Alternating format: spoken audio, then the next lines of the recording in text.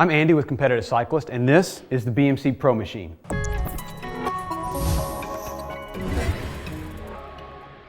So, as I was penning the script for this review, I gave a lot of thought to the obvious elephant in the room, which is stage 17 of the 2006 Tour de France. You know, Floyd's epic or infamous ride into the Maillot Jaune.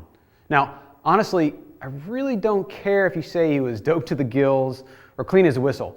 He simply obliterated the field that day, and he did it on board a Pro Machine. Whether you believe him or not, one thing is clear. That was one of the most amazing and inspirational rides in Tour history, and it was done on board a BMC Pro Machine. So, what makes this bike so special? Well, I think the secret lies in the way the boys in Switzerland build these frames. Unlike other manufacturers that may use older carbon frame building methods like tube to lug construction, or even the trusty monocoque method, BMC chooses to build their tubes and lugs using the multi-mold or carbon welding method of construction. These lug pieces are perhaps the longest you'll ever see on a carbon frame. Why? Well, because the interfaces between the lugs and tubes aren't located at the highly stressed tube junctures you find on most frames. Instead, BMC positions them in relatively low stress areas, exactly where you'd see the wall thickness of a traditionally butted tube transition from thick to thin. This holds true for every juncture on the frame. It maximizes the strength of the frame while allowing for the main tubes to be built with absolute lightness. In addition to its cutting-edge carbon construction, the Pro Machine also utilizes a technology no other bike brand does: carbon nanotube technology, or CNT. So, what are carbon nanotubes, and how do they work in this instance? Well, I'm glad you asked. As we look at this cross-section of a typical ply of carbon fiber material, we see the individual strands of carbon fiber sitting in their epoxy resin.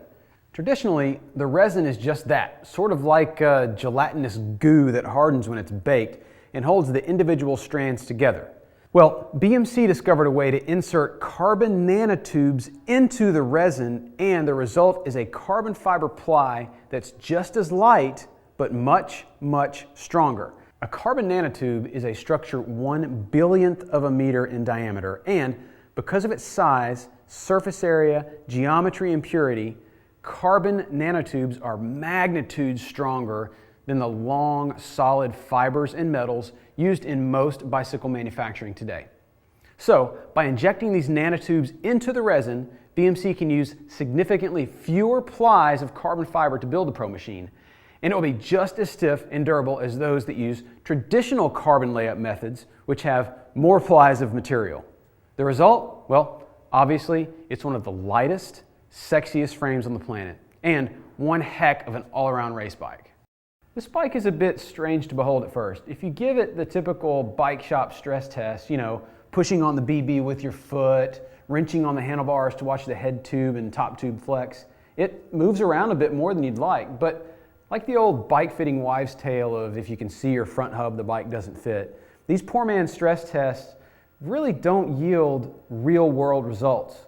What does yield results is a full tilt week of test riding. I have to say, I was quite surprised by the Pro Machine.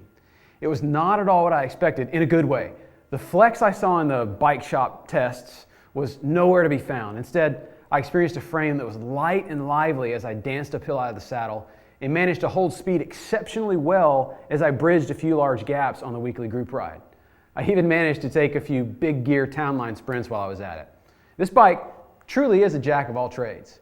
Now, on the way home from one of those rides, I was chatting with one of my coworkers, and he said, "Dude, you should totally play up the Switzerland is neutral angle in your review." He was kidding, but I realized immediately he made a great point about the Pro Machine. It is quite neutral.